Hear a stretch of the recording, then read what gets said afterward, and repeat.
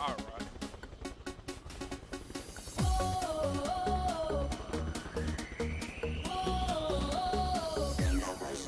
Dude. Who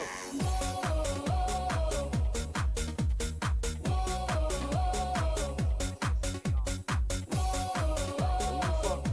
Oh yeah, Sherman? Bro, what? Oh, it's a seat right there.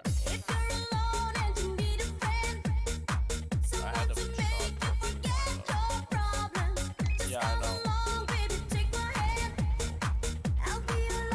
easily. No, I missed it. That's fucking dumb. Yeah,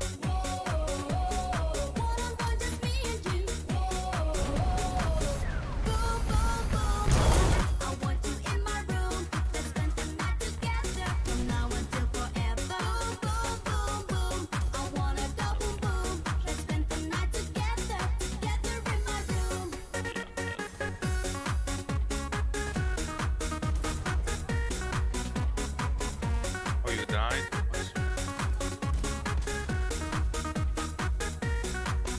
Just wait. Hey, there's a guy behind you.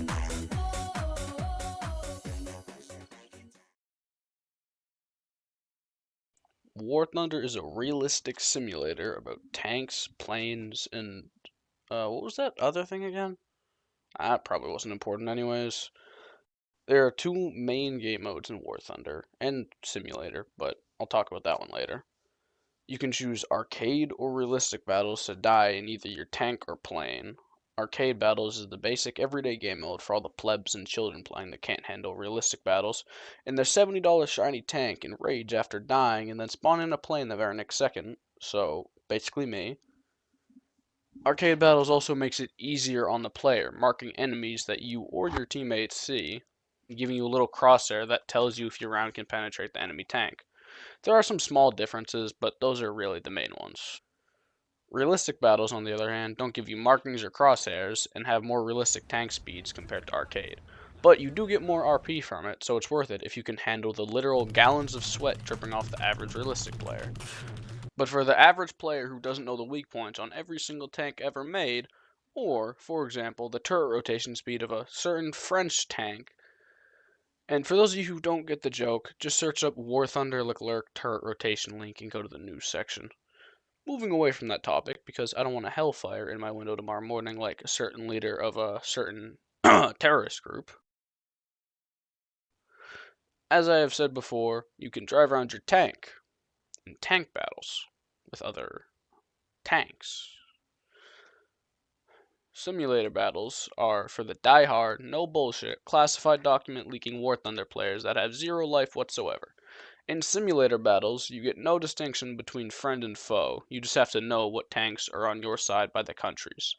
You're also locked into first person's view, so you can't see shit either way. Again, there's some differences that will be on the screen now. And that's just for tank battles. For air battles, you're also locked in first person view, and it's realistic controls. So unless you have one of those fucking flight stick things that we all had as kids, then good luck trying to fly it with your keyboard. Air battles, on the other hand, are, would you know, in the air. You hop on a plane, whether it be a World War II era propeller plane or a modern jet fighter with all the shiny weapons. Bigger weapons! Arcade battles in the air gives you a little indicator on where to shoot to actually hit the enemy planes, and it saves you the time of taking off from the runway, so in case you value your time, although you are playing War Thunder, so I doubt you do, you can save some time by starting in the air instead of on the runway. Like tank battles, realistic air battles give you more silver lions, which are the basic currency in War Thunder, and more research points, or RP. RP is used for, you guessed it, research.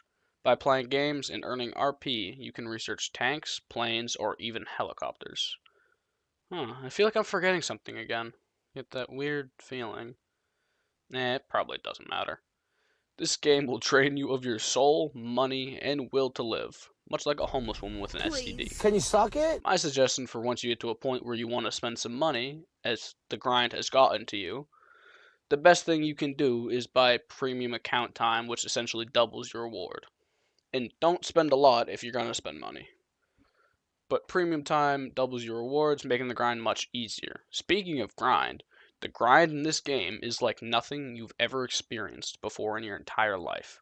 Don't tell yourself you'll unlock everything, because you won't. There are thousands of vehicles, and each one gets harder and harder to unlock the higher the battle rating it is. Battle rating, or BR, is what determines what vehicles fight each other. For example, you wouldn't want your World War II Tiger H1 fighting an M1A1 Freebrams with APFSDS that can shoot a hole through the entire fucking tank. The higher the BR, the more modern the vehicle is. There's a few exceptions to that, but it's mostly true.